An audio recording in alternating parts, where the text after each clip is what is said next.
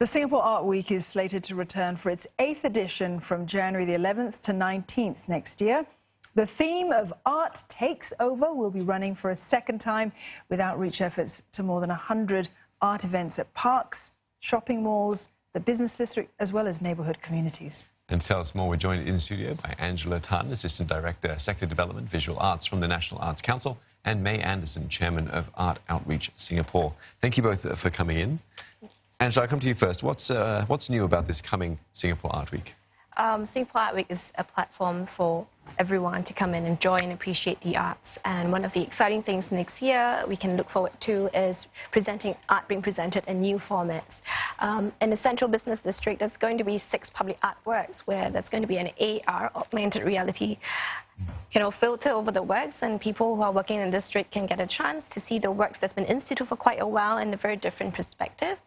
They also have the opportunity to go into the offices of Facebook and CapitaLand to see some of the collections in some of the corporate offices and spaces. So that's really quite new and fun for us. We also want to invite people to go behind the scenes, to go into the artist studios. So the artists that are in the Telok Kurau studios, they will be opening up their spaces for people to go and look at them in the midst of the artistic creation, but also to have intimate conversations with them, and artists are very endearing. You can have very casual chats with them, and hopefully it helps them to have a deeper appreciation and understanding of the arts.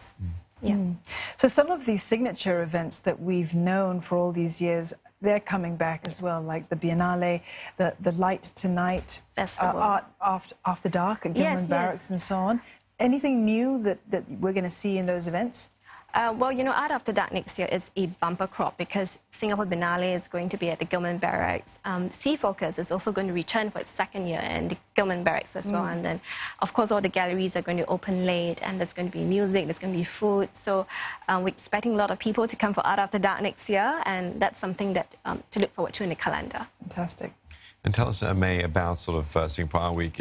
It enjoys some support from the state, but also we do know that for a thriving art scene to flourish, it needs to also have a lot of ground-up initiatives, if you like. Tell us about progress you've made there. Well, I have the privilege of volunteering with Art Outreach as the chairman. So, we're a charity that's 16 years old now, so we're a bit ambitious in our teenage years. And we love that we can extend our mission for public art or public art engagement and art appreciation on 2 fronts. So one is bringing for the first time art onto Orchard Road. I mean, it seems like there's not much in the past, opportunity for people shopping to also be looking and enjoying art. We'll have 3 containers with an artist, Lionel Zapate, who's French and who's quite exciting, and he's creating sculptures in one of the container boxes. And then we have a public engagement space in order to really get the public in and see how art is going to be created over the course of Art Week. So on one end, it's big public engagement, and on the other end, is we're trying to plug in, I suppose, the market, if you will, because we've always promoted the makers, the artists who create art. We love to support the masses and engage them, but the art is not complete without the marketplace.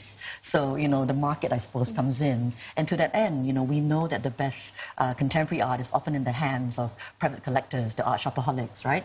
So we've convinced 13 private collections to open up and lend us some terrific works, many of which have not been seen in Singapore before. So we're quite thrilled because these collectors can advocate for their favorite, artists, and it makes a lot of sense when we bring in, that entire ecosystem. And this art, these collectors, this is mixed media.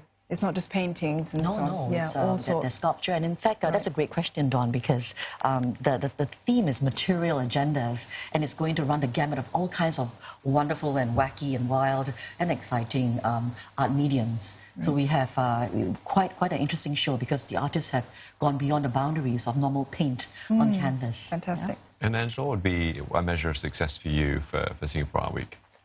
Well, actually, for Singapore Art Week, it's something that we hope that more and more partners come on board and they see the value of coming together to present the best of visual arts in January in Singapore Art Week. And so this year, very early on in our planning, we already knew that there was going to be more than 100 events, and that's quite an exciting time for us because it means that the grounds up support for it and more people believing and sharing about the arts with people around them, with more and more Singaporeans. It's really what drives us to success. And just quickly, there's so much going on. Where do people go to find out, where to go and what to do?